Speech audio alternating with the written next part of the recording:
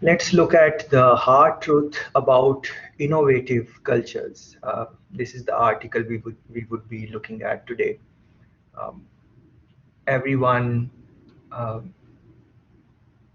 wants to talk about innovation in the field of international business management to ensure the growth, innovation, new idea development. Even you would remember that with that topic we started our engagement in the semester also, idea creation. So innovation, and that is, as a student of international business management, we would like to think how we can form innovative cultures, how we can sustain them. Very important questions to reflect on. And if I ask you which companies are your favorite in the domain of international business, which countries you, which companies you really like, uh, or they are famous for one reason or another for the creativity in their product, or the companies where people really want to work. uh, Internationally speaking, these companies like Facebook, Google, Microsoft, Apple, everyone would at least think about these type of companies, and we all know that they are very innovative and so on. But that is not the complete picture, I believe, and that is the reason for selecting this target, this article. And by the end of in next 2 hours, we will understand in a little better way, maybe, hopefully, at what it really takes to create innovation.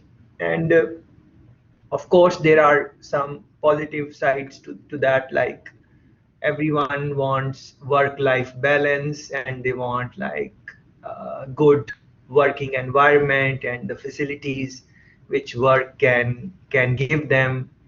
um, and that is something which you must have seen in these companies like Google and Facebook, like their work culture is quite relaxed, and they would have, even some companies have like places where you can go and sleep for a little time, like take a nap between between you are tired and go and take nap, and half an hour, 1 hour, no one is really checking you, and they have games on the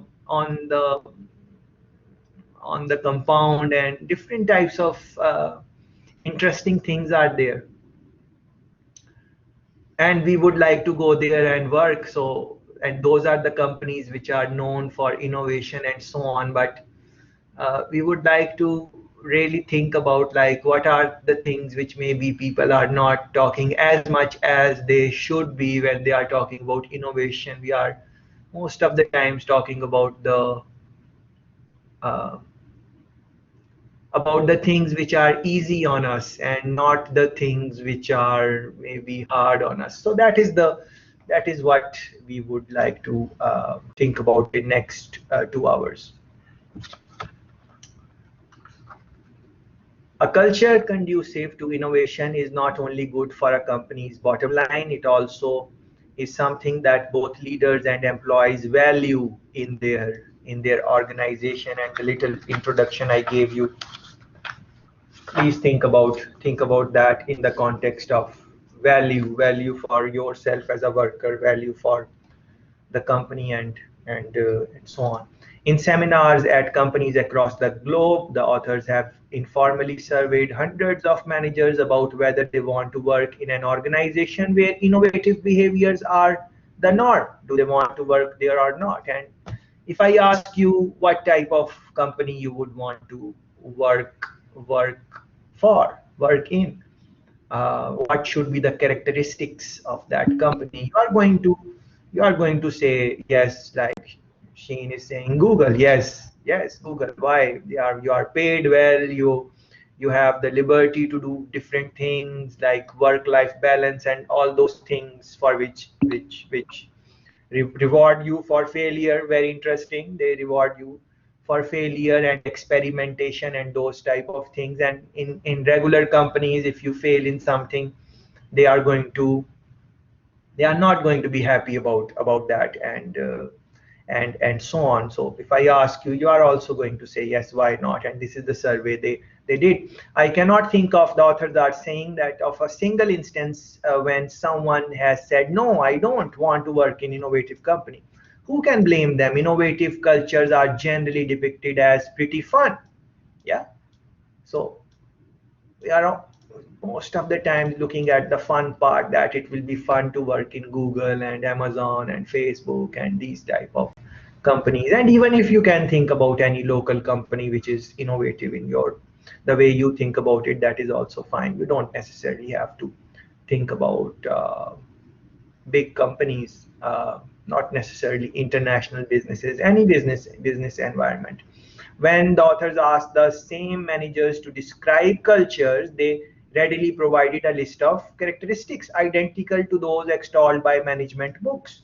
Like, for example, tolerance of failure, and our friend in the chat mentioned similar type of thing. Reward you for the failure which you make. So tolerance for failure, willingness to experiment, psychological safety, highly collaborative, non-hierarchical, flat type of atmosphere where you can easily go to your boss maybe, and maybe exchange ideas, and it is not too much permission or that type of thing which you need to take. Yeah. And research supports the idea that these behaviors translate into better innovative performance. And yes, tolerance to failure, experimentation, psychological safety, and so on, these are the things which most of the times are going to give you some type of innovation. But despite the fact that innovative cultures are desirable and that most leaders claim to understand what they entail, they are hard to create and sustain. These cultures which are going to give you tolerance for failure or whatever you are thinking about, don't just limit yourself to the things which the book is highlighting here.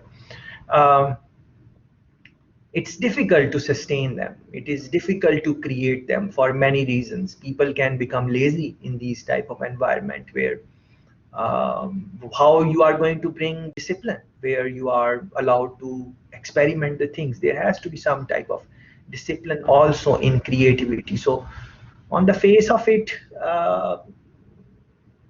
it might seem that these things people which make people attracted to innovative environments, they should be the norm of workplace. But you have seen in your work experience that that is not correct.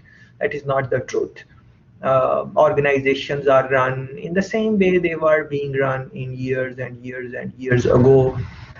People find some techniques of the work and then they want to just replicate the things. And research and development, where R&D efforts, where you are going to think about innovation and those type of things, are also very costly. And many companies or the leaders, their personalities don't align with taking that type of risk. Uh, so for those reasons and many more, you can think like it is easy to say in a classroom environment to create innovative cultures when you are going to take positions in business and international businesses, hopefully, if that is where you want to go. But to really sustain them, to maybe create, maybe you can start something, but to sustain them, that is going to be extremely hard and challenging. And that is, those are the things which we would like to highlight in next 2 hours. And this is puzzling. How can practices apparently so universally loved, even fun, be so tricky to implement? And the reason the authors believe is that innovative cultures are misunderstood. Yeah, innovative cultures are misunderstood. They are just, we are looking at like fun. It will be fun. We can experiment and do the things the way we want to do. It is not just that. And we would like to go a little bit deep in this discussion in the next 1.5 hours. The easy to like behaviors that get so much attention are only one side of coin, and you have to look at one side of coin in all of these ones, like tolerance for failure. Yes, you want that, but what would be the other side of the coin in that? Yeah, tolerance of for failure. Yeah, you would want to think about that. Willingness to experiment, yes, but what would be the other side of the coin which you would have to pay as a worker or as a company, and so on? Yes, they must be counterbalanced by some tougher and frankly less fun behaviors. A tolerance for failure requires an intolerance for incompetence, and we don't generally talk about that. Incompetent behavior, like simple things like not following the instructions. Yes, um, you can start from there and then all the way. You, those of us who have some work experience, we know that sometimes the type of teams we are in, we can clearly see that there are some people who are not competent to do the job. Uh, Sometimes maybe have the skills, but they are not enthusiastic to do the job. Um, Different things are there. So a willingness to experiment requires rigorous discipline, and I casually mentioned discipline a while ago, but they are talking about rigorous discipline. So you are experiment on one side of the coin, you are experimenting other side of the coin is rigorous discipline. Experimentation does not mean that you are just doing whatever is coming in your mind and there is no thought process behind that. Psychological safety requires comfort with brutal candor. Yeah, brutal.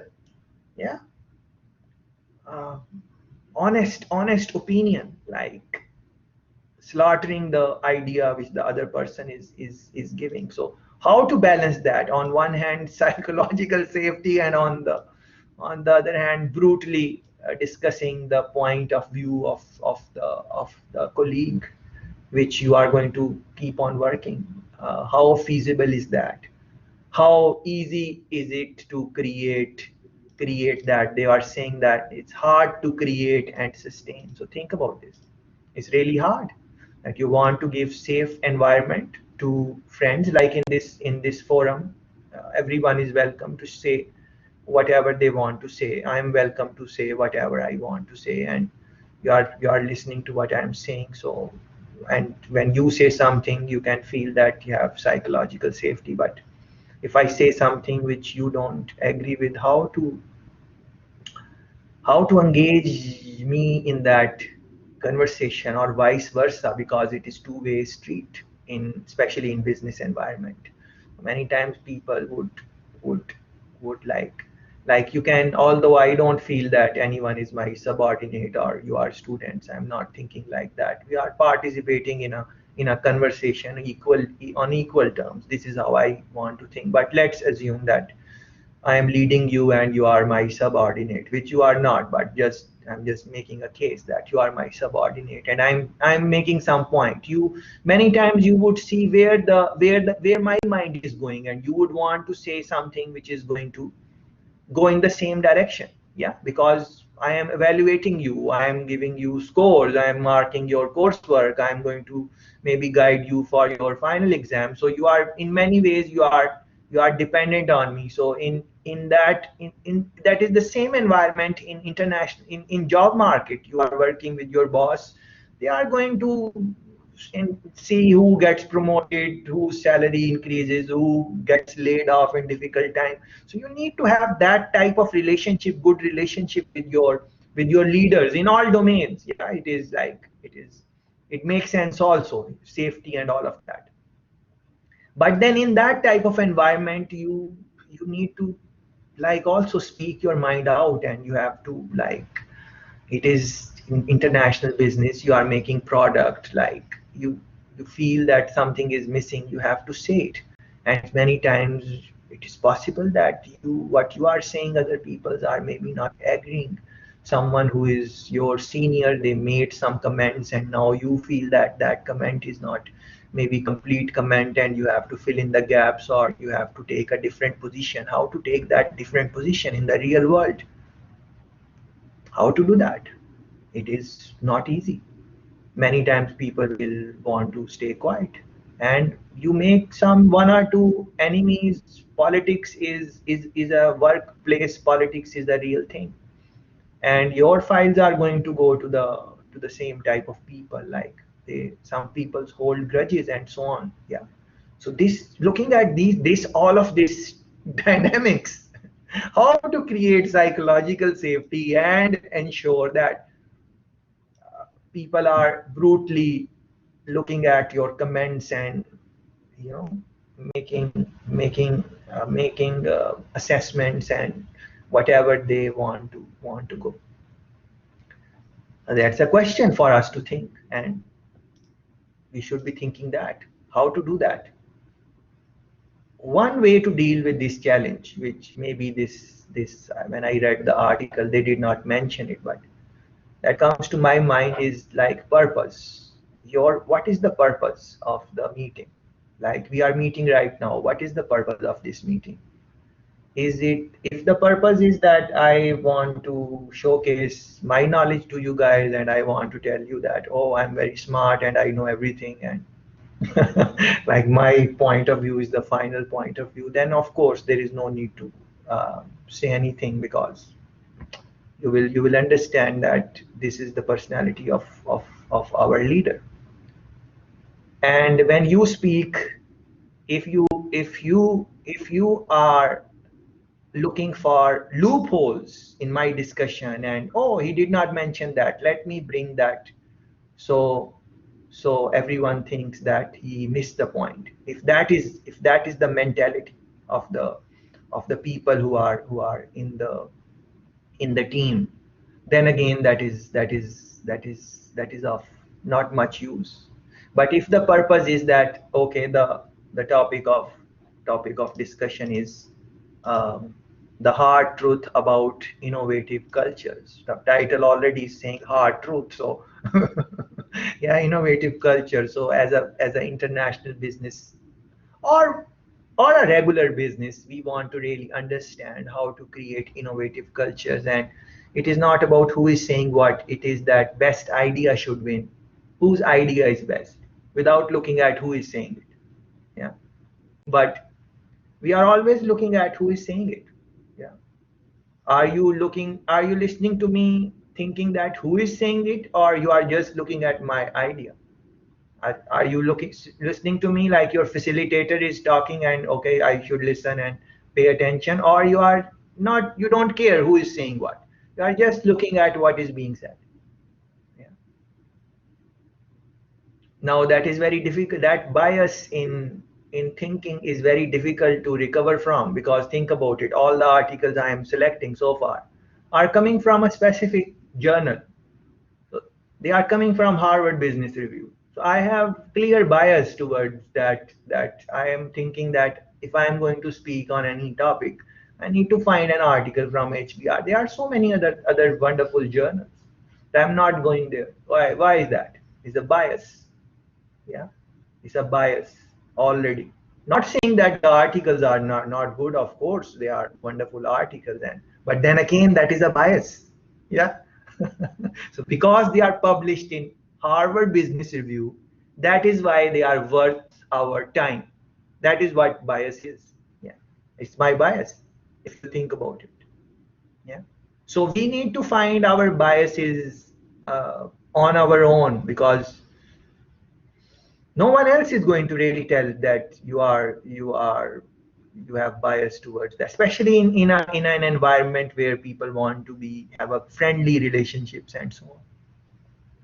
Yeah, so that is why it's quite challenging and difficult to create psychological safety and then brutal honesty. Collaboration must be balanced with an individual accountability. So you are collaborating, yes, but then individual accountability. So we can collaborate on this learning, everyone can speak, and we are, but at the end of the day, it's the final thought which we take away from that, who is responsible for that? At the end of the day, of course I am responsible. That at the end of the day, the final thought you take from the discussion, at least not in your mind, I don't know what you are thinking in your mind, but at least what is spoken, that I'm responsible to that to some certain extent. Yes. Yeah.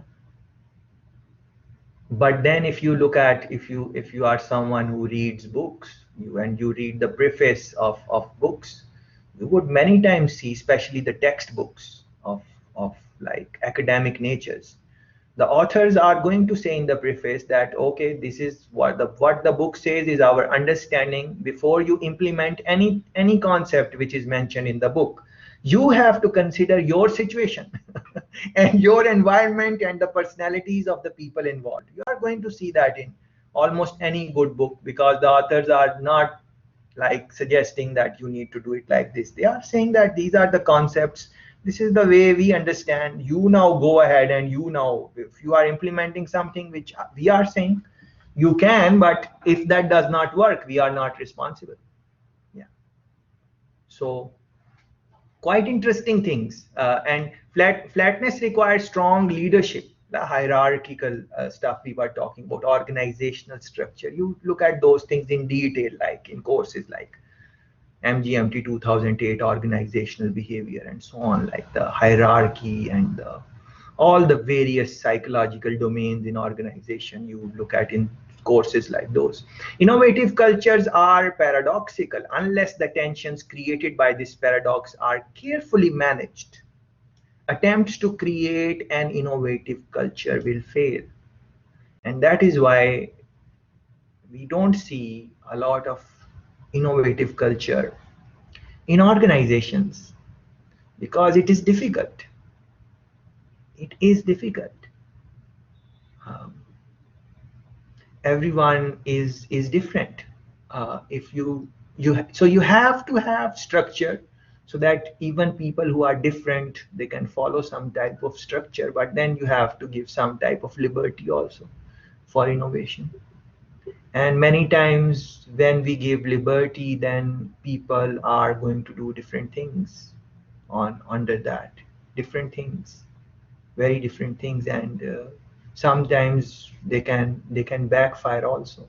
Yeah, they can backfire also.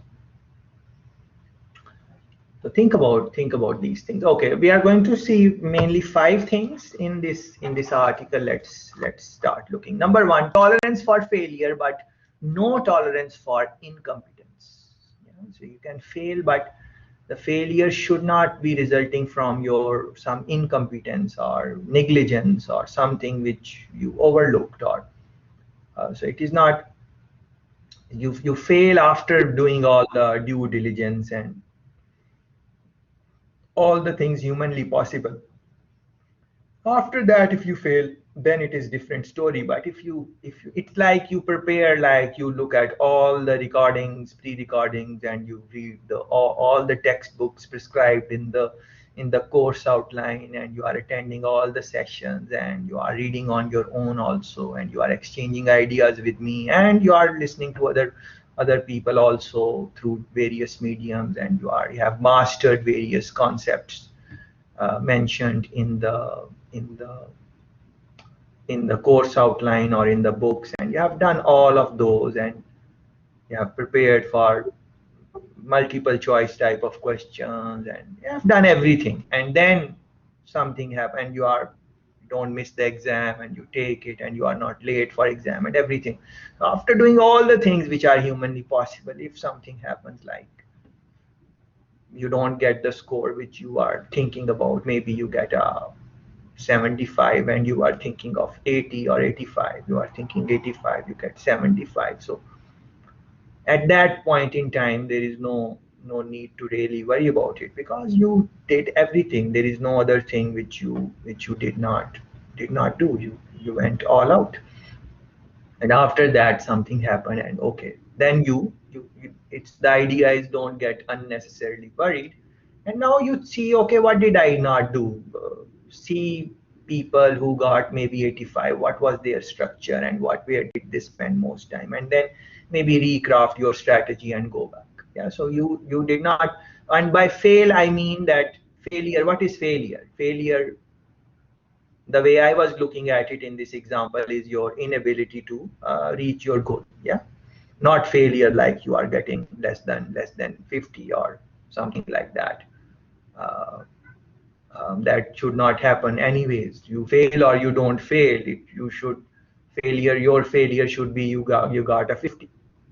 49 is not a failure. That is something else. The way I'm looking at it. Yeah. So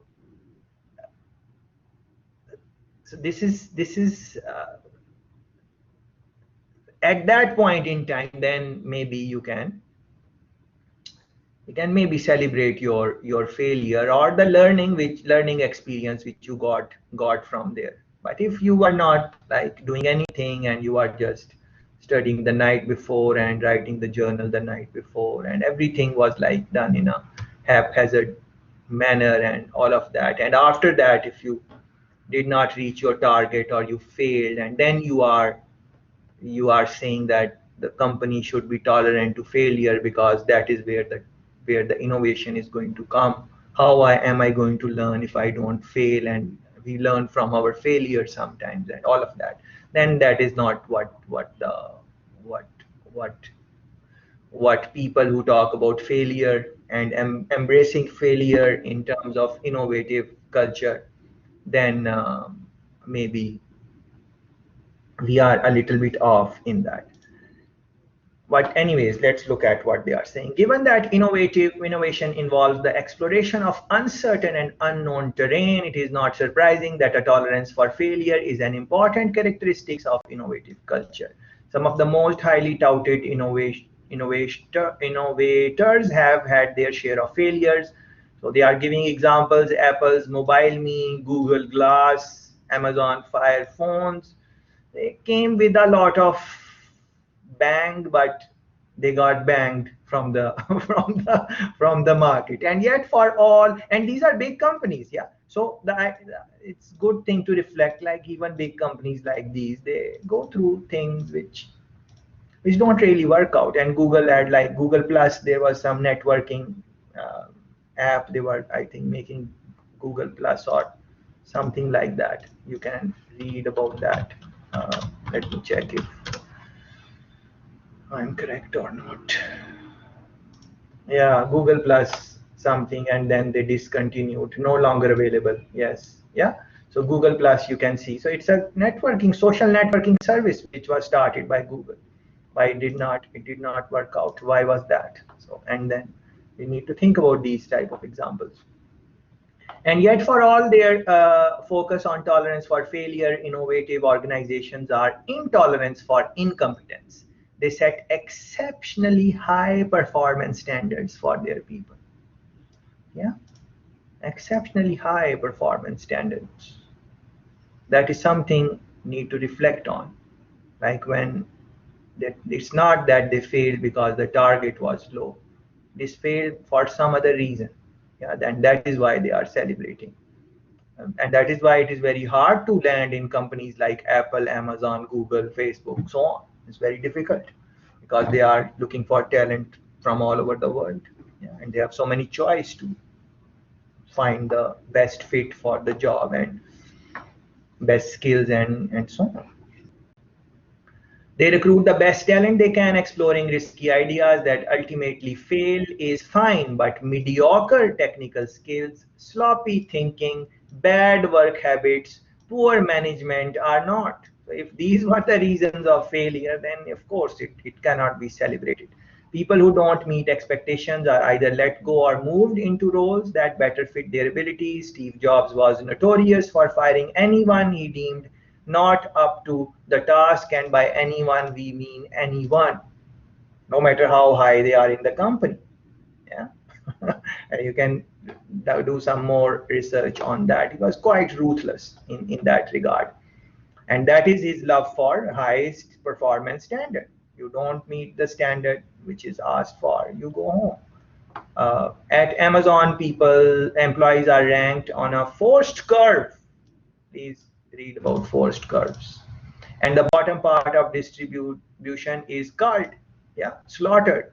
They are gone. Like it would be something like, okay, you like, I don't really try to fail people in any assignments or whatever wherever I'm marking. So you would realize that none of you have failed the course. But then I don't also give just high marks to everyone unless the work is exceptionally good. So I would not fail, but then I would not give high marks. That is the way I look at the assignments and so on. So think about it, majority of the people, maybe they got like 60, 55%, 50%, 60, early 60%. Like after 65 is fine. I think that is a good mark, but like 50, 55%, 60%, that type of. And then if you did something exceptional, which is not many people, they would get like something like 90% and that type of thing, which are very few friends in our cohort. So in that, if you want to make a forced curve, you can say that anyone who got less than 60%, they would be culled, they would be slaughtered. So if it was a job, then anyone who got less than 58%, 59%, or 59%, 60% is fine, but anything less than 60%, they would be sent home. They would be laid off. So that type of thing is also there in this company, Amazon. Yeah. So they would, and it's not that they failed and that is why they are sent home, because I'm talking about 58, 59%. Anyone who, no one gets 50, okay? No one get less than 50. But even if they get pass score and they are passing in their job, but still if they are in the lower bottom of the curve, then they are let go, even there. So it is not just, you are also, in other words, you are also competing with your colleagues. If they are performing very well, then you also need to be at least on the higher side of the curve. Google is known to have a very employee friendly culture, but it's also one of the hardest places on earth to get a job. Each year the company gets more than 2 million applicants for about 500 positions. That is like roughly 400 applicants for one job. And these 400 applicants are like very knowledgeable, and they they are very good, highly skillful, and so on. And from there they are going to select maybe one person. So it is easy for them to say no to candidates, because anyone would want to work for these type of companies, so they will get the best talent. So yes, when you go there and start working, you will be allowed to celebrate failure if you fail, but then you are not very likely to fail anyways, because you are very hardworking and you are skill set. Yes, there are games and those type of things and you can relax, but is your personality really of someone who is going to just relax and play games all the time? The games are there, the place is there to sleep, but they know that the type of people who come and work for these type of companies, they are very dedicated with their jobs. They are they are very dedicated. So yes, they might come and play, but it's not that they will just play and just start playing. And their work is going to suffer. And if that thing happens, they have the forced curve also there. It too has a rigorous performance management system that moves people into new roles if they are not excelling in their current in their existing ones. At Pixar, for example, movie directors who cannot get projects on track are replaced. It sounds obvious that companies should set high quality standards for their employees, but unfortunately, all too many organizations fall short in this regard. And if you have any doubt, you can just think about your workplace. How high are the standards? Yes, you might have, don't confuse strict deadlines to high quality standards also. Yeah. What is the, like your assignments? Well, you might say that the deadline was there and was kind of a strict deadline. You might say that because the summer semester is anyways short, so before you know, you have like midterms and everything. It is like 6 weeks only. So in that you can say that okay, maybe the deadline was tight, but what about the quality standard? Was there any quality standard? Did I reply to anyone that this work is not acceptable. No, I did not do that. Were there any journals or video submissions which were not at par? Yes, they were. They were. Yeah. And did I fail anyone? No, I still did. Although I'm saying they were, some were not at par, but did I fail anyone? No. Yeah, because the way I was looking at all of this exercise was a learning curve for you guys. How to write journal, how to think about it, how to express your idea in a short period of time in a convincing way using the mode of video. It was more of a experimentation for you guys, for me, as I was looking at it. So based on those reasons, I let you do how you want to do that. And same way is many times is the is the is the is the is the way companies look at the standards. Like you would see like mediocre people who are maybe not very efficient, but they still have job. Maybe the company culture is that they are not going to maybe the company culture is that they are not going to they may be like in the in the for example in the uh, um, I lost the train of my thought. Okay. Consider a pharmaceutical company I recently worked with. I learned that one of its R&D groups had not discovered a new drug candidate in more than a decade. Yes, that is what I was saying. That you would have seen like people working in the organization and they are not performing very high and still they have the job because maybe the culture of the organization is like family culture. So they don't want to like really let go people like that. They don't want. So how innovation is going to come in that? Yeah. And this example which the article is giving is very interesting. Despite the poor performance, senior leaders had made no real changes in the group's management or personnel. Yeah. Although in a decade, no new drug was discovered. In fact, under the company's compensation system, the scientists in the group had been receiving approximately the same salaries and bonuses as scientists in much more productive R&D units. Yeah. So why that type of things sometimes happen? One senior leader confided to the authors that short of ethical violations, the company rarely terminated anyone in R&D for subpar performance. If they would let go someone, it would be more some ethical violation, something ethically, something maybe they. And because it is a pharmaceutical company they are giving example of, that is why they are maybe talking about ethics. Yeah, the truth is that a tolerance for failure requires having extremely competent people.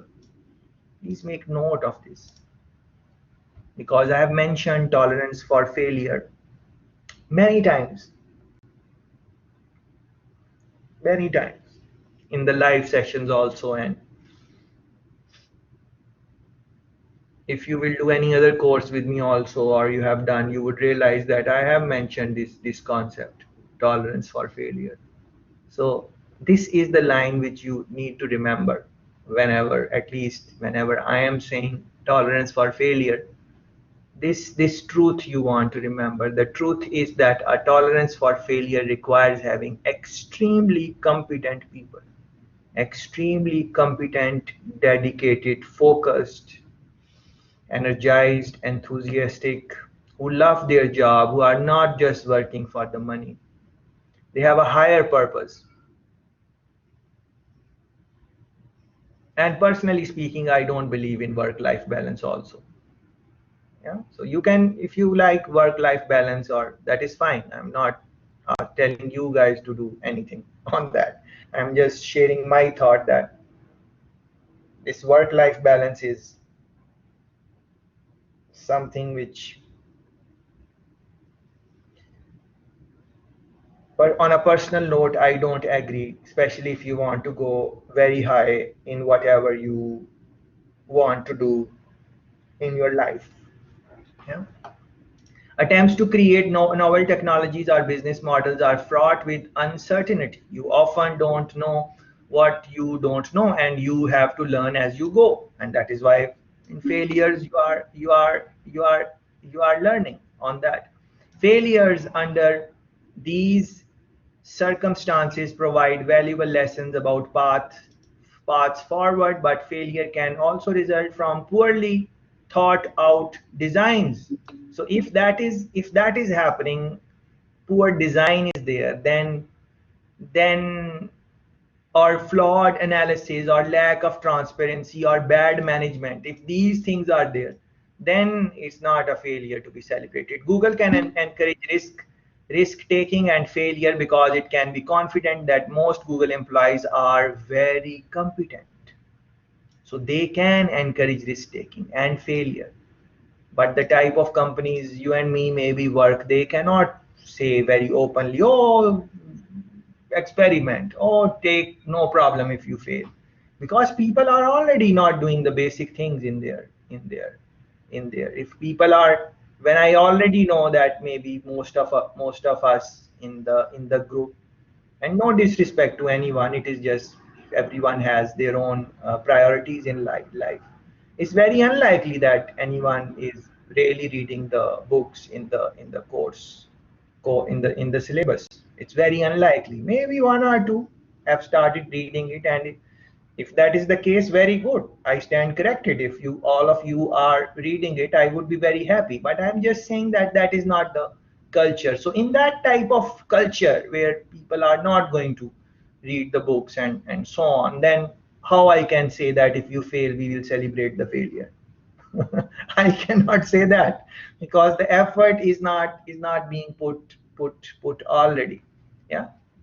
Creating a culture that simultaneously values learning through failure and outstanding performance is difficult in organization with a history of neither. A good start is for senior leaders to articulate clearly the difference between productive and unproductive failures. So productive failures yield valuable information relative to their cost. So you are looking at cost benefit analysis.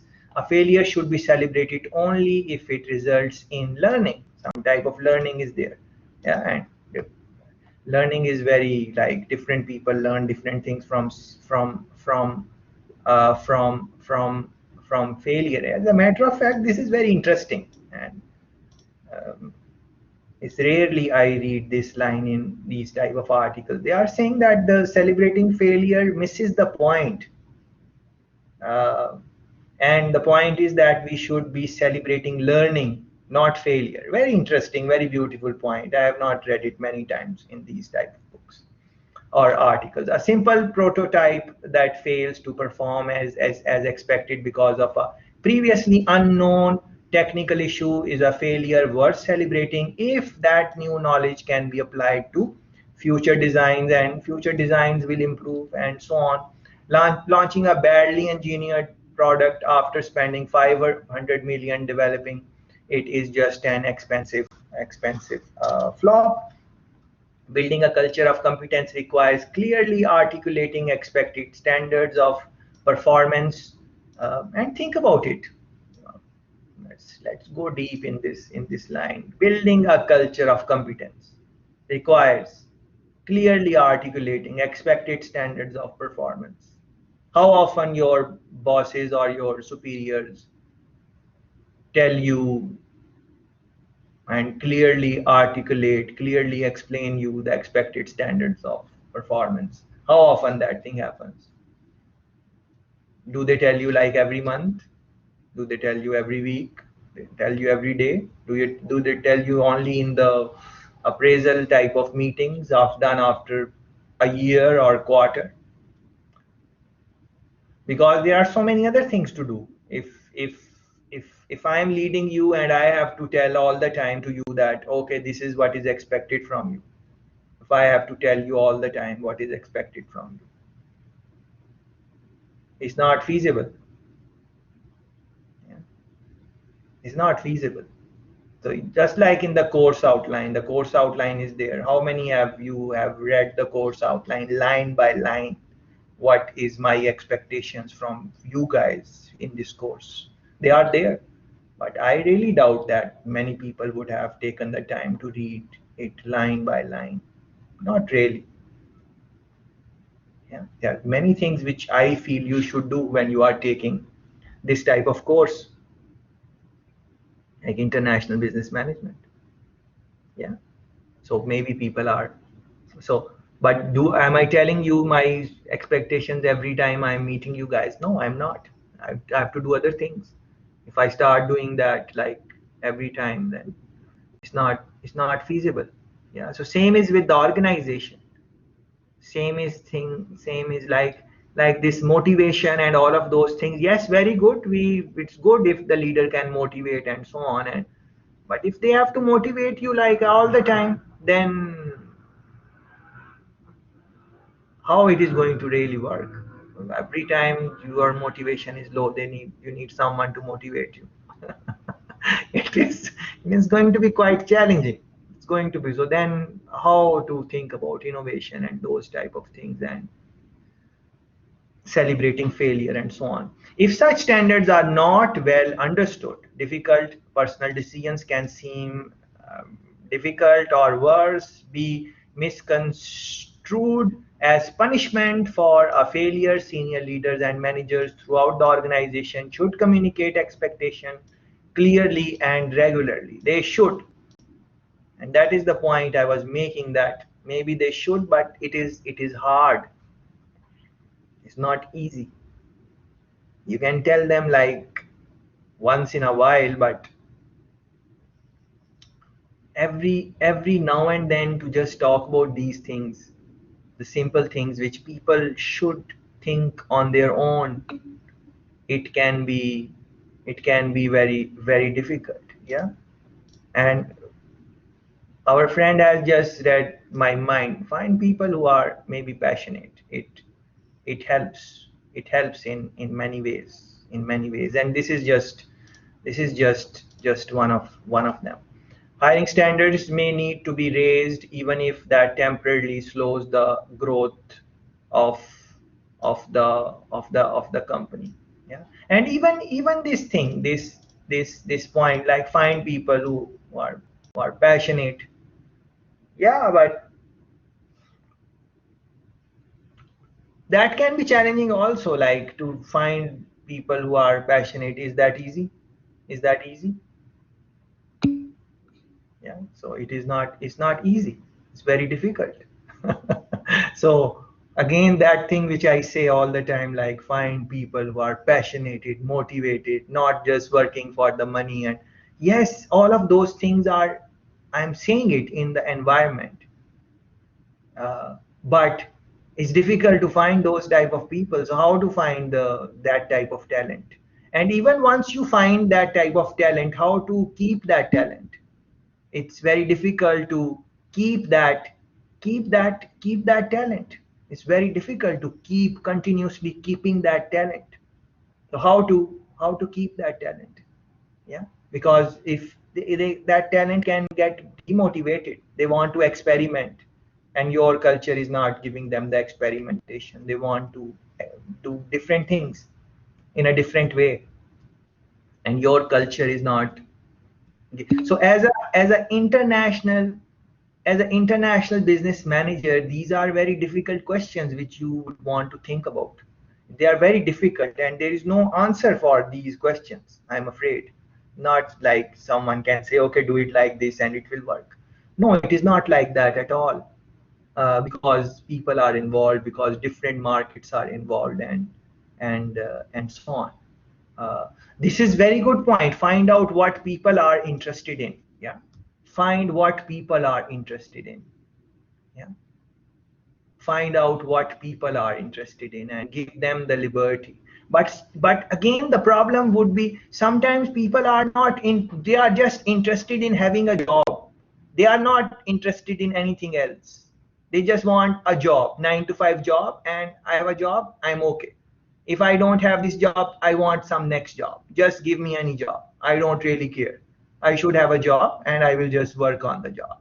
That is mentality for many people. I was speaking with some HR, local HR manager, and she was telling me that when you advertise for a position here, it's all different types of people apply for that job, and they clearly don't have the experience, but they just apply for it. Like they just want a job. They don't really care about anything else.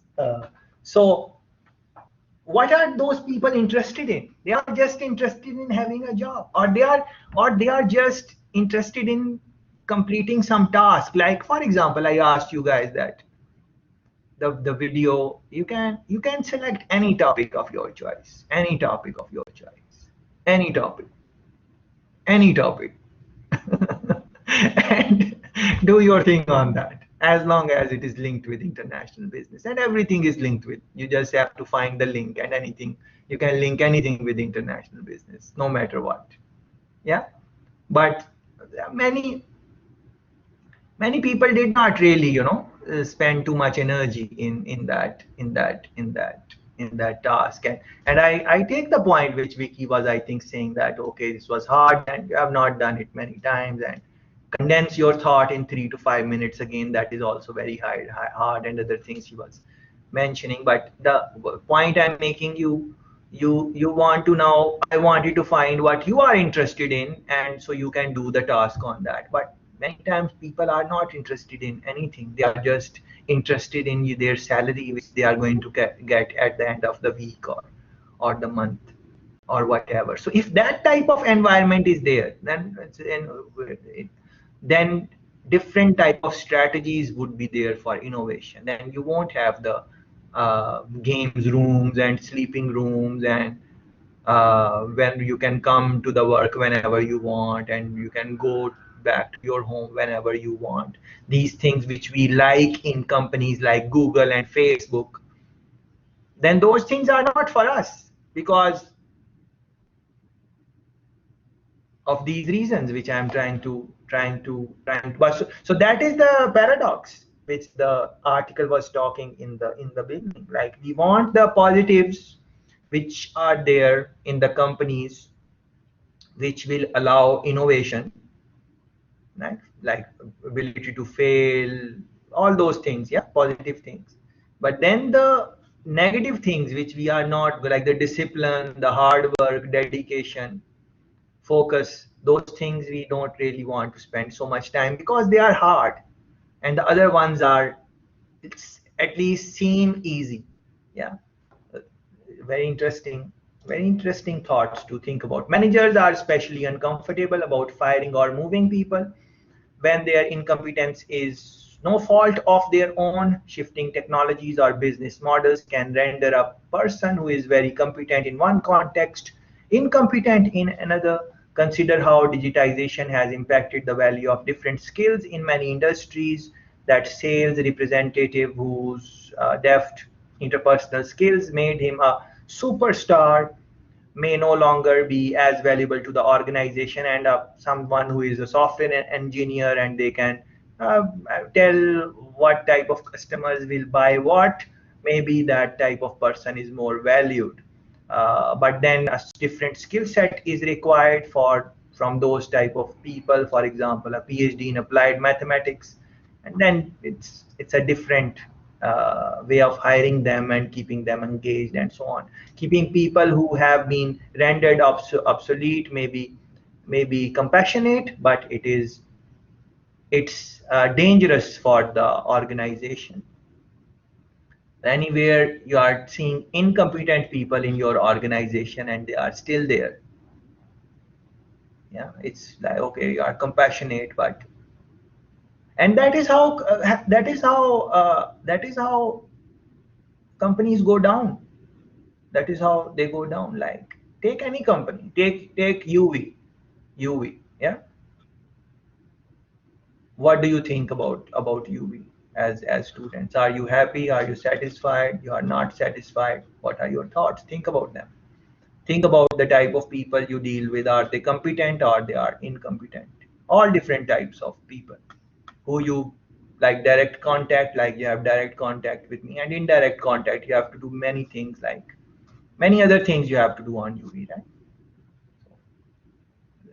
What is the competency level overall? So maybe, and you would see that UV structure is that they don't want to like send you home. Generally speaking, it's very rarely they are going to say someone or go home. Very rarely, yeah. Especially if you have a contract, like you are contracted, like you don't have a contract, short-term contract. You are just hired. You are just there. So then they are not going to let you go many times. Then sometimes people take like advantage of that, yeah, and they would just not, they would kind of slack, and then there is very little, there are very little things which they would do to, see what is happening and so on. So at the end of the day, as students, you would feel that many things are maybe not as good as they should have been. Yeah. So what is that? So in this type of environment, which innovation you can think about? Not going to happen, because if people are just, and everyone means the everyone, like it's not the UV is collection of everyone. It's also students. So you can think from student side also, like how much work students are putting. They are also slacking. How much work lecturers are putting, maybe they are also slacking. Yeah. How much work other administrative staff is doing, maybe they are also slacking. So then everyone is not doing their job to the best of what is required. So over a long period of time, then the overall, the overall quality of the organization, whatever organization it is going to go down. And once it starts going down, then it is very difficult to change the course of direction without taking some hard decisions. And then you don't want to take hard decisions because you want to play friendly with other people. Yes. So that is why when we a while ago we read about Honorable Steve Jobs. Like he was anyone. Anyone means anyone. He would. They are not performing. They send them home, no matter who they are, and no matter how close they are to him. That would also, like the merit. This thing, merit. Like people have the job when they have the merit is there, not the likability, and this knows this person and you know me, and okay, let me fill you in. And once that type of culture comes in, then forget about it. And you can think about it as we are talking about international businesses. Think about countries. Different countries have different cultures. Like our culture in Jamaica, you know that. I don't need to say that in the recording. Yeah, because people from other countries would hear that also. I don't want. I don't. But you and me know what the culture is. Yeah. So then, how it is going to change? How the things are going to change? Yeah, so it is, everyone has to play their role, and once everyone is playing their role, and then everyone is dedicated to the job, whatever job it is. Once everyone is dedicated to that, and then something goes wrong, which is a sincere mistake, then yes, maybe you can celebrate the learning. Otherwise, the real innovation is not going to come. And in simple words, maintaining a healthy balance between tolerating productive failures and rooting out incompetence is not easy, and they are saying this again and again. A 2015 New York Times article about Amazon illustrates the difficulty. It was interviews more than 100 current and former employees labeled Amazon culture as bruising and recounted stories of employees crying at their desk amid enormous performance pressures. And that is why Amazon is Amazon. It will give you all the perks and privileges of which the company can offer, but they are going to put a lot of pressure on you also. One reason striking a balance is so hard is that the causes of failure are not always clear. why something fail is not always clear. It is like a movie. Yeah, when people make movie, good directors, good producers, good money, good actors, everything, good script, good location, good music, everything is good. And then it goes in box office, and for one reason or another, it just does not take off. Whatever the reason, there are many movies who in the beginning they were launched and they did not take off, and then many years later they took off. Yeah.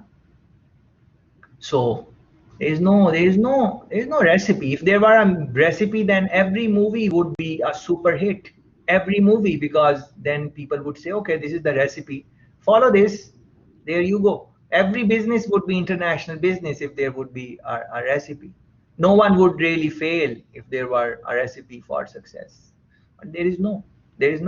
Did a product design? These questions, these are very interesting questions. You need to think about these very on a deeper level. Did a product design turn out to be flawed because of an engineer's bad judgment, or because it encountered a problem that even the most talented engineers would have missed? And in the event of bad technical or business judgment, what are the appropriate consequences? How you should deal with that? Everyone makes mistakes, but at what point does forgiveness slide into permissiveness? And at what point does setting high performance standards devolve into being cruel or failing to treat employees regardless of their performance with respect and dignity? These are very interesting things, and they have not given any answers to you. The article is written by Harvard University professor, not given any answers. These are questions which are raised. You would have to look in your company and then answer these questions based on the personality of the people and who are involved, and yourself, yeah? Which can be very tricky. But if you want to create an innovative culture where new product, new services, your business can offer and take a lead on on the map of world, if that is what you want, you would want to think about these type of things. So that was number one. Now number two is willingness to experiment but highly disciplined. Yeah. So I think you should think based on what I have said already. You should think about these things which they have mentioned in this section in your own time if you are interested. They have given some examples of flagship pioneering here. Flagship pioneering. You can read those examples and see what it is. Organizations that embrace experimentations are comfortable with uncertainty and ambiguity. They do not pretend to know all the answers upfront or to be able to analyze their way to insight. They experiment to learn rather than to produce an immediate marketable product or service. But all of this is done with the staff which is highly dedicated, very skillful, uh, who who can share their thoughts very openly. It is not about criticizing anyone's point of view. It is about best idea should win. And when you are working with companies like Google, Microsoft, these type of big companies, then many times you are not the smartest person in the room. You cannot be, because the company has hired the best minds from the world. You might be smart in technical something, and the other person might be extremely exceptionally smart in some marketing thing. So willingness to experiment, yes, but in a highly disciplined manner. Please reflect on this based on the things which I have said already. There was one very important point which I wanted to highlight right here, maybe. Yeah. Having your program cancelled is terrible news for you personally. Like they are explaining, you make some program, make some make some points. You want to launch something, whatever it is. So Having your program cancelled is a terrible news for you personally. It could mean loss of status or perhaps even your job. Keeping your program alive is good for your career. At Flagship, starting a successful venture, not keeping your program alive is good for your career. And this is the example they were in the earlier paragraphs. They have explained in detail what they were saying, but really wanted to highlight this. And you can reflect in your own businesses, in work environments also, like when you give some opinion or some program, or you launch some, some new idea, and you say, okay, let's work on it, and maybe halfway through you realize that, oh, this idea is not good, and the way looking at what other people are saying, you just realize that it's not going to work. What do you are you going to back off from that? How would you look when you will back off? Like, let's say that I propose something, oh, let's do it like this, and you guys are listening to me, and then we start talking about it, and then I realize that based on the comments you guys are making, my idea has these flaws, and I say, okay, let me backtrack. How that would look on me? Some people can say, okay, maybe I did not thought about it very carefully. The thought process was not careful, and maybe that is the reason. So I maybe did not look at very properly before putting in the idea. And you would see that many times that is why people just try to back their ideas even in those type of situations, where sometimes they realize, oh, I am maybe wrong, but they don't clearly say that they are wrong. I'm sure you have encountered these type of things even in your private personal life, even if you don't want to think about work, like you are debating on something with friends, family, or they are debating with you, and in the discussion you guys realize, someone realize that, oh, they are mistake. What do they like apologize? Do they say, oh, sorry, I was thinking wrong? Or they just change the point or change the topic and start talking about something else? Yeah, what is that? Yeah, because we're not comfortable, like if our idea is after the discussion, our idea is looking weak, it takes a very strong personality to say, oh yes, well, I did not think about it that way, thanks for bringing to my attention, I will revisit. And what to say to make people revisit, how to engage them in the conversation. If you want someone to revisit, what is the technique you should you should use? What is uh, what is the technique? Many people don't know that technique, how to revisit, how to make the application for making someone someone revisit. Yeah, how you make that appeal, the choice of words and everything. Yeah, these are very interesting things. um, and they were saying that in this company Flagship, starting a successful venture, not keeping your program alive is good for your career. So it is not that you are starting uh, you are keeping your program alive even once you have found out that it is maybe not worth it. It is at the end if it will be successful or not. And they have mentioned some type of discussion which you should maybe go through. uh,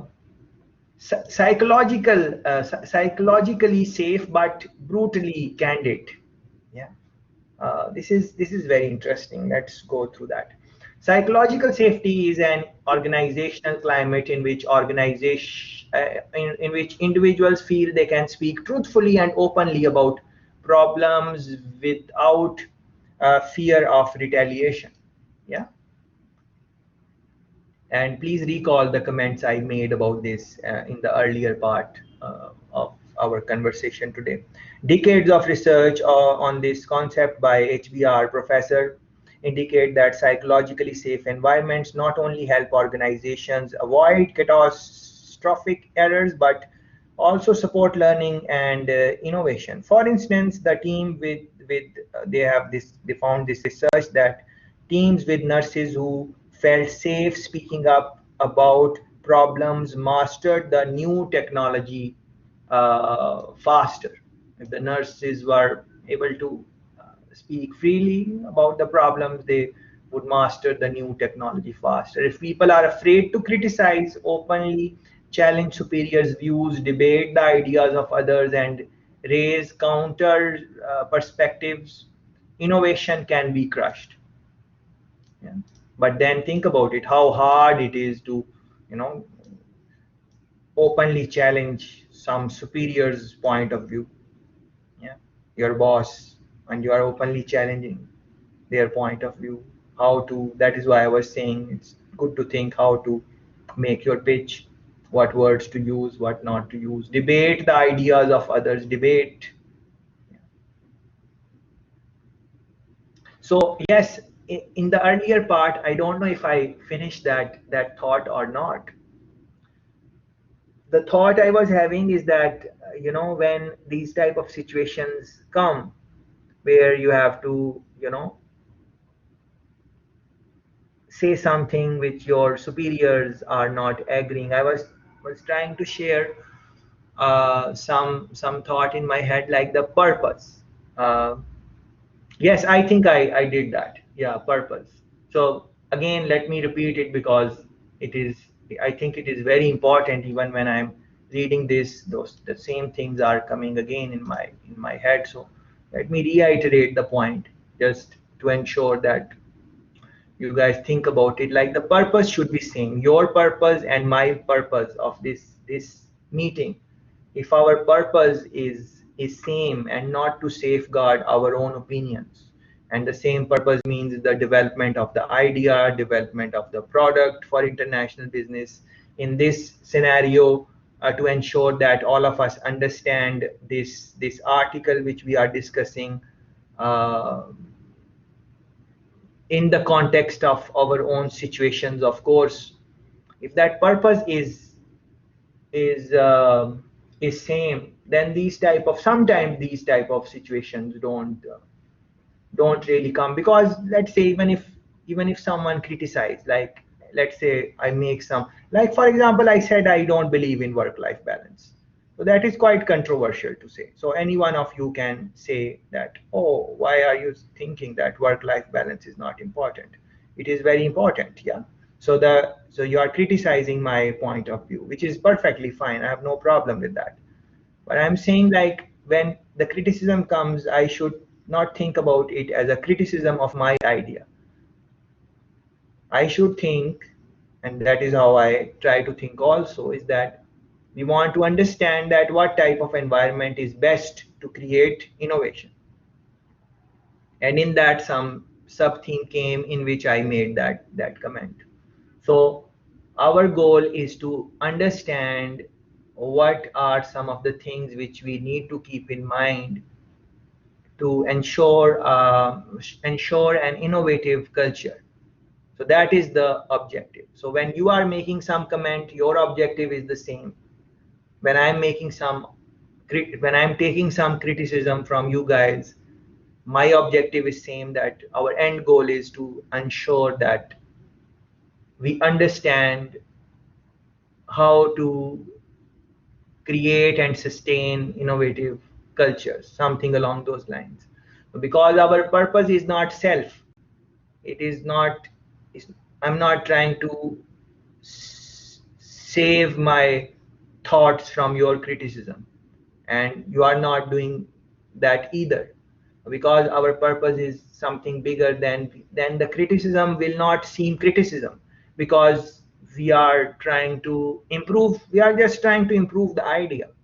We are not, like, you are in the group work and five people are there, some coursework has group work, and everyone can have different strategies for that. Everyone can have different strategies. I remember, I was in my masters, and we had a presentation. So we had a group of one, two, three, four, five. Five people were in the group, and I was not the group lead. There was another friend who was the group lead.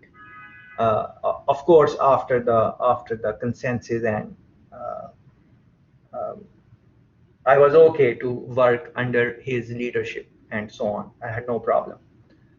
So one time I remember that we had a group presentation where I was going to be the first speaker in the group. So our group lead and everyone else, they came early, and I was just in the washroom, you know, the same things we all do in front of the mirror and practicing or something like that. I was doing something like that. So I came in like on the last minute, and I come and I see the speaking desk at a place where I did not really like it. And I just said to my group that we need to change it. I'm not liking this thing. And the way I said it, no one really understood, because it was more work for all of us. You really had to rearrange the things, and the mic was there, and there was so many things involved in that. So the way I said it to it, the leader who was leading the group, I did not have to repeat myself. He said, "Okay, no problem. Where you want it." Because he did not want my morale to go down anyways, because I was going to start, and majority of the speaking presentation I was the one who was doing. So he did not said anything. He said, "Where do you want it?" And very happily he helped in rearranging the thing. And of course we scored very high in that presentation. So what is that? So I was kind of criticizing their layout. But then they said no problem. Why? Because the leader in that situation did not think that I was criticizing his judgment. He did not think that. His goal was to ensure that the speaker from our group is most comfortable wherever they want to stand. And wherever they want to stand within the bounds of the room, there is no problem. There is no restriction from the course or the lecturer or something like that. So although there was work and other group members were not clearly happy, but because I was the one who was going to start, and then for considerable amount of time I was going to speak, he just did not look at anything. He just like on the snap he made the decision, and it worked for us and so on. Even if he would not have agreed to what I was saying, I would have I would still have done my best. That is not the thing. But the thing is that the our goal was, the reason why I was saying to change the speaking desk position is that I think that if I could stand there, then my thing would be more stronger. And his thing was also not that, saying that the way we have laid out the situation, that is the best. So the target was maybe the best score. Yeah, so we need to score highest. In that, your suggestion or my suggestion or whose suggestion we take, that does not really matter. So the end goal or the purpose was same and higher than self. Yeah, higher than self. So for development of international businesses, if we need to think about this, the goals should be higher than self of the staff, of the people who are involved. Otherwise, it will be very challenging. We all love the freedom to speak our minds without fear. We all want to be heard, but psychological safety is a two-way street.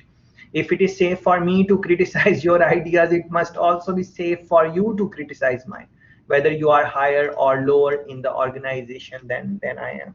These are some things which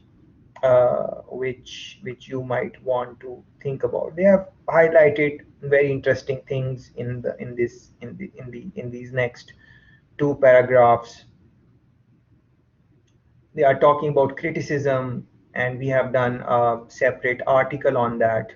So I would let you read these next two paragraphs. Uh, this I want to maybe highlight. Uh, when it comes to innovation, the candid organization will outperform the nice one every time. And candid organization, which can say, people are allowed to say what they think, and the goal is on the improvement of the product or service or the business idea. And the nice organization is who is looking at people's emotions, thinking before speaking, not very openly criticizing, looking for friendships more than the ideas and so on, looking at who is saying, not what they are saying. If your boss is saying something, you are kind of quiet and you are a yes man. If someone who you don't like in the company, they are making some point, then no matter what point they are making, you are going after it. So the latter confuses politeness and niceness with respect. There is nothing inconsistent about being frank and respectful. And I really love this line. Very rarely I read this type of sentiment in these type of articles. Please pay attention. In fact, I would argue the author is saying that providing and accepting frank criticism is one of the hallmarks of respect. Providing and accepting frank criticism is one of the hallmarks of respect. And why are they saying it? They are saying accepting a devastating critique of your idea is possible only if you respect the opinion of the person providing that feedback. And now reflect on it. Uh, when people criticize you or don't take your idea, do you think in this way, accepting a devastating critique of your idea is possible only if you respect the opinion of the person providing that feedback? Yeah. So on the face of it, we always say, "Oh, I respect your opinion, I respect." But once they start criticizing you, then what happens? Yeah, like let's say you say, "I respect your opinion, Tashmi." Yeah, and then when if I criticize something which you did or whatever, or vice versa, you criticize me or something like that, then what happens to? So it's many times it is words that you respect the, I respect the opinion of others, but again, once they start criticizing you, then you stop respecting their opinion. Then what type of respecting opinion is that? Like when they will praise you, then you respect. And right, so if that type of thinking is there, it is international business, it won't flow with international businesses or any business which is going to be successful. It's not going to work. But all these things which we have mentioned and which we will mention in next half an hour, very easy to say them in a classroom environment like that, but to do them in real life is very very hard, very close to impossible. And that is why there are very few companies who are really innovative. That is the reason, because it on the surface of it looks very simple, that let people experiment, let people say, speak their mind out, don't take and nothing is don't take anything personal. Very easy to say these type of things, uh, but the I want to spend some time like, do we have these type of characteristics or not? Yeah, do we have? So when I ask this question to myself, do I have these type of characteristics or not? So let me be very frank that no, uh, I don't. Do I want them to be in me? Yes, it is work in progress. But as I speak, do I have these type of, how much criticism I can take, how much dedication to the job I have, all these type of things. Of course, there are many positives also. I'm not saying everything is bad, but there is a, if you strictly look at what this article is saying and what it would require in ourselves, in our personalities, if we want to lead an innovative culture. I'm sure you would also agree that there are many things here which they have mentioned, which maybe we don't have yet, and maybe we will never have those also. I'm not trying to be pessimist, very optimistic person and like to be happy all the time. But the truth is that, and this is the hard truth, and that is what this article is all about. Uh, the hard truth, yeah. And they have not mentioned this in the article, but when I was reading this article and before coming to meet you guys, I was reflecting on the things which they did not say in the article. Maybe one of the things which really strike me is that most of these characteristics which they are talking about, they are developed in us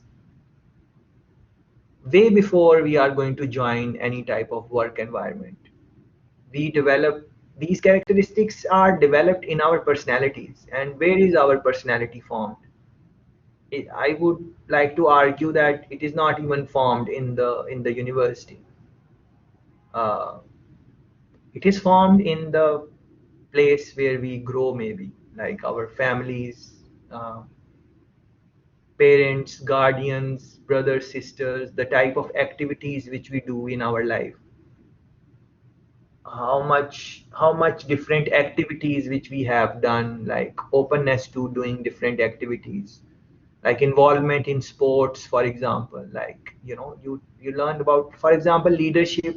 You can learn so many things about leadership when you are maybe playing some sport, playing cricket or whatever games you have been playing growing up. Like, these are personality characteristics. Many things are linked with that, the way I was reflecting on it. I don't know how you would reflect on this later, but maybe you have not read this article yet in detail, so maybe you will read it after. uh, or maybe you will never read it, that is fine also. But I'm saying that many characteristics are formed in the before we reach the work environment. And then the people who are going to hire us, yes, the training and those things are correct, but they already have some things in mind, like what they are looking for. So if we don't have those, and many times you would agree, especially the way unfortunately our family structure here is in Jamaica. Not for you guys or for me, maybe we come from intact families, but majority it is not. The family institution needs a lot to be desired. But now see how things are linked. What is the relationship of family institution in a country to international business management? Is a very big connection, because the characteristics which you will get when you have both the parents, mummy and daddy, and they are involved in your growth, and they are financially secure also, so they can spend on your well-being and so on. And you don't have those type of problems which many people in basic households, like basic households have. If those things are not there, then your personality is going to be quite different from someone who has not have those type of things. So what I'm trying to say, these personality characteristics are developed way before that. That is how generally we think. And then we come to school to maybe develop our personality a little more. But you know what happens in the universities. uh, so at the end of the day, what I'm trying to say is that this whole task of personality development is in your own hands. So in an international business management, the leader is going to be from you and from me. It's one of us. Yeah. So if we see that our personality was not developed the way it should have been, then sometimes what happens is that you go in the blame game and that type of thing. So I want to say that we need to stop that type of thinking. What has happened. So right now is the time to reflect in your own personality, that based on this article, for example, what are the things missing in my personality. And I told you a while ago that as I was reflecting, there are quite few of things where I can, maybe personally speaking, work on. Yeah.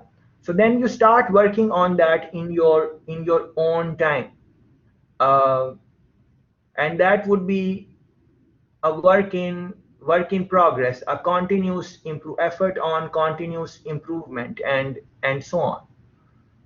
So with that type of personality, which thinks that about continuous improvement, and is open to say, okay, maybe I don't have all the characteristics to lead international business and so on, but I'm willing to learn, and openness, that type of thinking, if that is there, maybe that type of personality is the best fit to run some type of management position in international businesses, because they would be open to listening and open to new idea, because their ideas are not fully formed. They feel that yes, maybe something is lacking in their personality and so on. So this is one thing. But on the other hand, the way international businesses hire, they want to hire the best person who is going to show and demonstrate in the interviews and exercises that they have everything. So if you hire someone who knows everything, will that type of person listen to other people's point of view? When do we listen to other people's point of view? Yeah. When we are maybe in the growth stage, when we are, maybe we want to go a little bit deeper on something, and that once we have known the fact that okay, this is what it is, then would we still listen to some other person? So this is, so all these things which I said in the last 5 minutes, this is the main point which I wanted to make. Like, you need to think about, like, you can be very well read, very knowledgeable, and so on.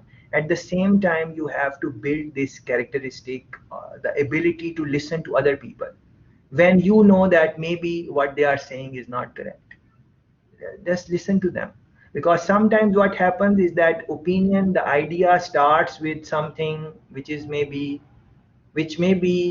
you don't really believe in, but later down the idea is improved. And I've seen it, for example, in your journals also. Like, I would see that in the beginning the idea is not very strong, but I just continue reading it and see, okay, maybe something worthwhile would come. And yes, every now and then some interesting point is made there. So this characteristic, I think, please reflect on it and work on it. When you know a lot, then how to listen to other people who you think are still maybe in the formative phase. Yeah, that would be, I think, key skill in looking at these pointers which they have mentioned in this article in respect to innovative innovative innovative culture. They have given an example of a journal, how the journal, army journal, defense person, the general made a plan, and then he opened that plan for criticism to his junior staff. So like a war plan, how to fight, and he's going to give his plan, and then he's saying, okay, you can now criticize and let's see how we can improve. And these are the words which he used. So the general is saying, I consider it the duty of anyone who sees a flaw in this plan not to hesitate to say so. I have no sympathy with anyone, whatever his station, who will not broke criticism. We are here to get the best possible result. So he told them that the reason for all of this brainstorming, or whatever you want to call, on the military plan, is that we need to get the best possible result. So the general was not just inviting criticism or asking for input, he was literally demanding it and invoking another sacred aspect of military culture, which is duty. Because he say, I consider it the duty of anyone who sees a flaw in this plan. Yeah. This is very interesting question. How often do you demand criticism of your ideas from your direct reports? The people who report to you, how often, like, you work in a company now, like, when they give you some type of plan or something which they have laid out, how open are they for criticism? Like your boss, do they ask you that, okay, criticize my ideas now, what do you think about that criticism, or how we can improve um, the plan or the concept? How often do they demand that type of criticism of ideas from you guys if you are direct reports? Very rarely that is going to happen. Very rarely. Yeah. So another thing which would be very important in the role of leader, beside the one I was mentioning a while ago, like 5 minutes ago, there's another one would be like you should be comfortable in your knowledge. When someone is criticizing you, or they don't think what you said is wrong, you should have the ability to defend your point without getting angry. But this again is very easy to say in a classroom environment like that. In the real world, when you are pitching your idea and your colleagues, you are in the meeting and 20 people are sitting there, and your colleagues don't agree and they just brutally give feedback or something like that, what is going to happen? How you will be able to stand that type of criticism? Yeah. So for example, in interviews they ask you, I was in some interview some time ago, and they asked that one of the person asked that from the candidate, they asked how open you are to criticism. Yeah. How open you are to criticism. And any candidate is going to say that, yes, I'm very open to criticism. No one is going to say, especially in the interview, why someone will say, I'm not open to criticism. Everyone says the same thing, I'm open to criticism.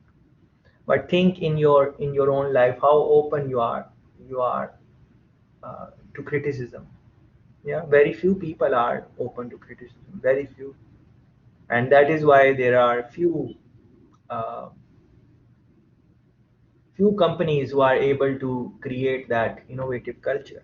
Number four, collaboration, but with individual accountability. This section, essentially what they are saying is that collaboration very important. So when you are collaborating, different people from different departments, they are coming together, idea debate, everyone is saying what they have to say, and the person who is leading, they are listening to the points and everything. But yes, collaboration is very important, and it drives innovation also. New ideas come when people collaborate from diverse socio-economic classes, different gender, different backgrounds, different countries. When they will come together and debate on something, of course the idea is going to improve. So that is the spirit of collaboration. But they are saying that it should also come with some form of individual accountability. So think about this, collaboration is not one person idea. Different people will collaborate, talk on the idea, and then they will form some opinion that, okay, this is where we are doing. So that idea is not formulated by one person. Yeah, it is collaborative effort. But then someone has to take individual accountability, that if it did not work, then I am responsible. If blame is on me. So that type of leadership characteristic in leader is also very important. But mostly this does not happen. The leader says that, okay, if I am accountable, then what I say should happen. Right? If I am accountable for this course, then anything which happens in this course as facilitator, it should happen the way I am saying. Because at the end of the day, if you want me to be held accountable, then everything needs to be done the way I'm saying. Yeah. But then innovation is not going to happen. So the idea is that you guys are here, I take your opinion on various things, your whatever you are saying, and we collaborate, and everyone is equal in that collaboration. It is just the best idea should win. It is not who is saying, it is what is being said. So we collaborate and then we decide something collectively, and then I say, okay, although we decided collectively, but the individually, I am accountable. That characteristic is very important in for the leaders if they are going to create some type of innovative culture. But see, it is quite challenging. So collaboration would require different type of uh, cultural practices. Individual accountability is totally different thing.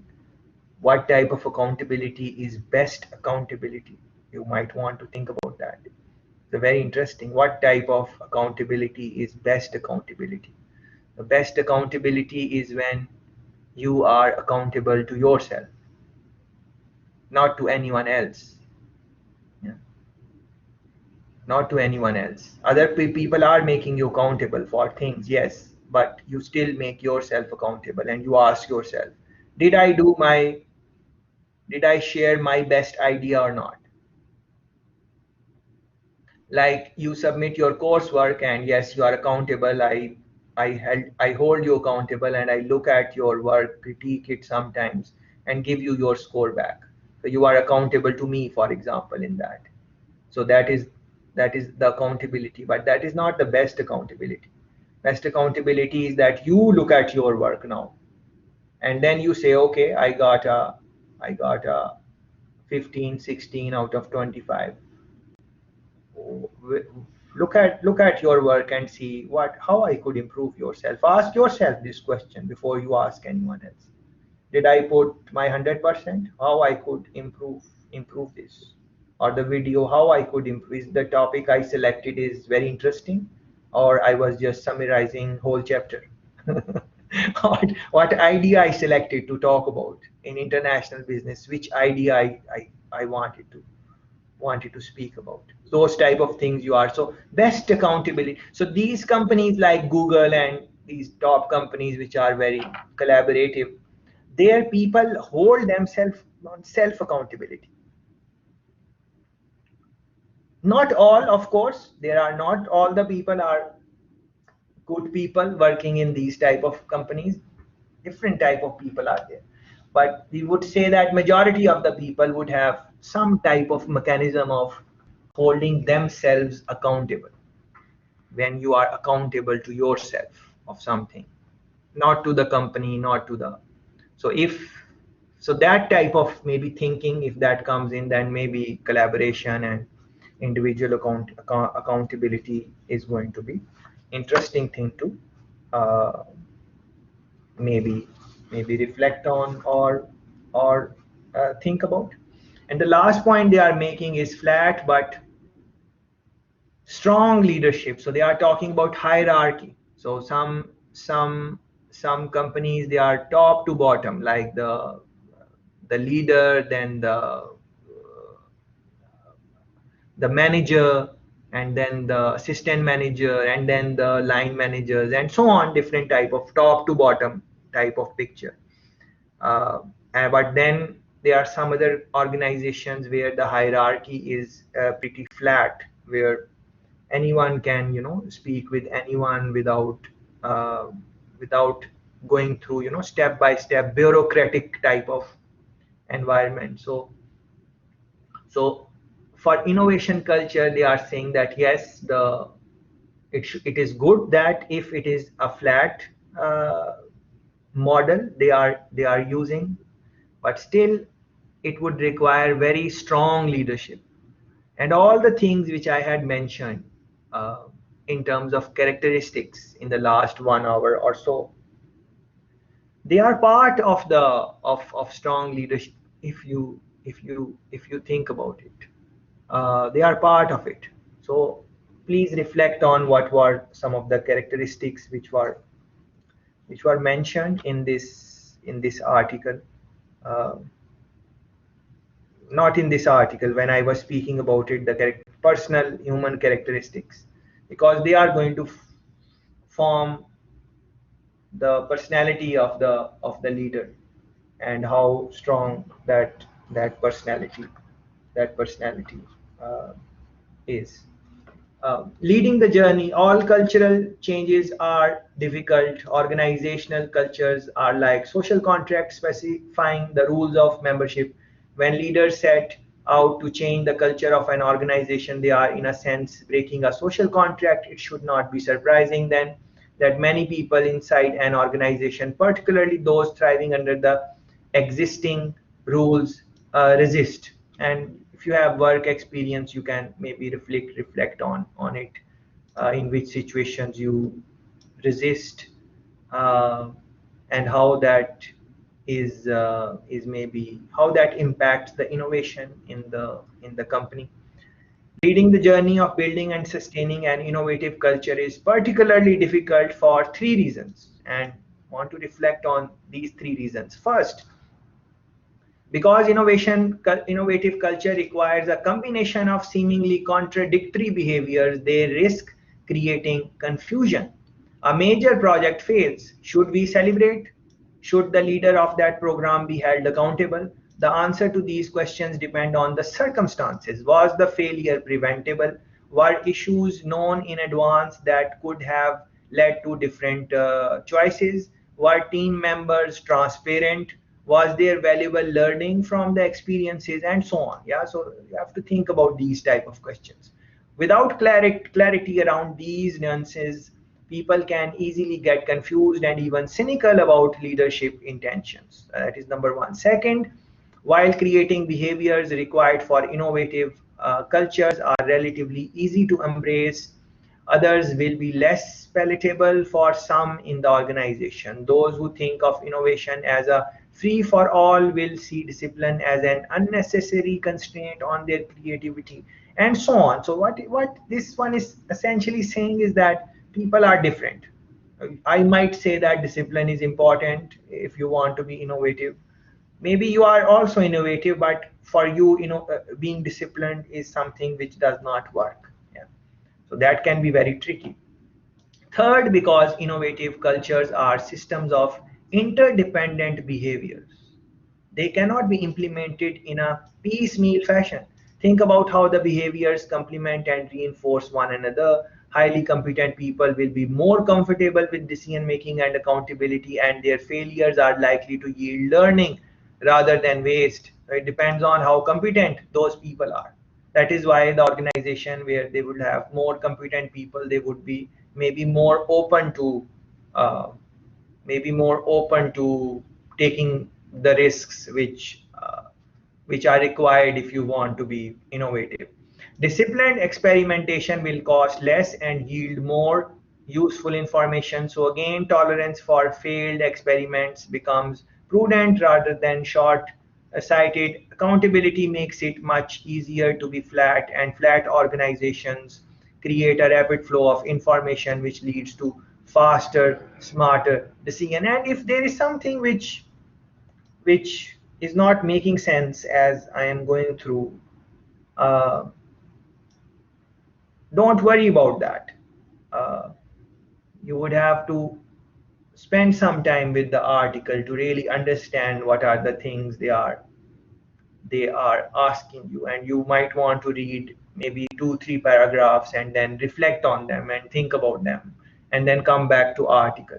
I think unlike the previous articles, this article requires that you read it over a period of time and then reflect on the things which they mention in this article, and then you see that what are the things which are maybe missing in you, what are your strengths, what are your weaknesses, and then work work work on them. So I think you should maybe think on it. Before I close, I would want to discuss the whole idea in brief, like what